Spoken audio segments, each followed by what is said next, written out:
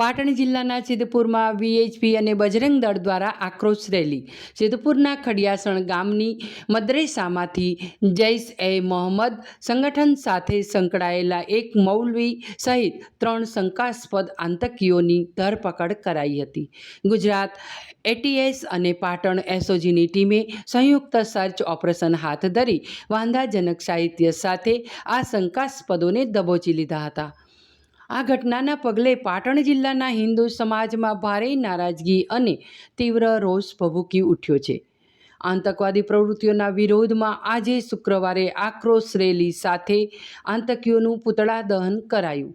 સિદ્ધપુરના કાકોસી 4 રસ્તા પાસે આતંકીઓના પૂતળા દહન કરી વિશાળ આક્રોશ પ્રદર્શન યોજાયું. પાટણ જિલ્લા વિશ્વ હિન્દુ પરિષદ અને બજરંગ દળના હોદ્દેદારો તેમજ સ્થાનિક લોકો મોટી સંખ્યામાં વિરોધમાં જોડાયા હતા. ઉશ્કેરાયેલા પ્રદર્શનકારીઓએ કાકોસી ચોકી પાસે આતંકીઓના પૂતળાનું દહન કરી પાકિસ્તાન અને આતંકવાદ વિરોધી સૂત્રોચ્ચાર કર્યા હતા. પૂતળા દહન બાદ સંગઠનો દ્વારા એક વિશાળ રેલી યોજીને સિદ્ધપુર મામલતદાર કચેરી ખાતે આવેદનપત્ર આપ્યું. દેશ વિરોધી પ્રવૃત્તિ કરનારા તત્વો સામે કડકમાં કડક કાર્યવાહી કરવાની કરાઈ માંગ.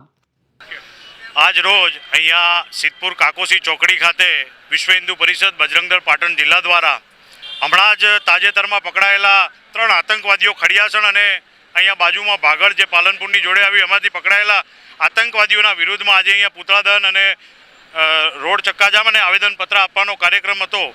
વિષય મુખ્ય એ છે કે આ પ્રકારના મદ્રેસાઓ કે આ પ્રકારના લોકોને જે સરકાર દ્વારા કેન્દ્ર સરકાર અને રાજ્ય સરકારો દ્વારા જે પણ કંઈ સહાય મળતી હોય એ પણ બંધ કરવી જોઈએ અને આવા મદ્રેસાઓમાં આવી બંધારણીય પ્રવૃત્તિઓ જેમાં આતંકવાદીઓ પેદા કરવાની પ્રવૃત્તિઓ ચાલતી હોય તો આજના આપણા માધ્યમથી પણ મુસ્લિમ ભાઈઓને કહીએ છીએ કે જ્યારે આવા પ્રકારની ગતિવિધિઓ ચાલતી હોય તો તમે પણ બહાર આવો અને આ પ્રકારની ગતિવિધિઓનો વિરોધ કરો એવી અમારી વિશ્વ હિન્દુ પરિષદ બજરંગ દળની આજે માગણી છે.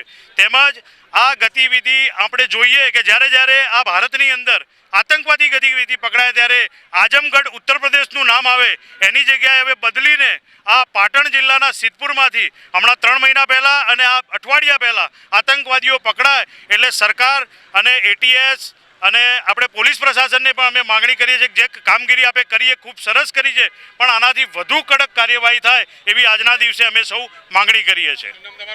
રોહિત પંચોલી, વિભાગ સહમંત્રી, વિશ્વ હિન્દુ પરિષદ.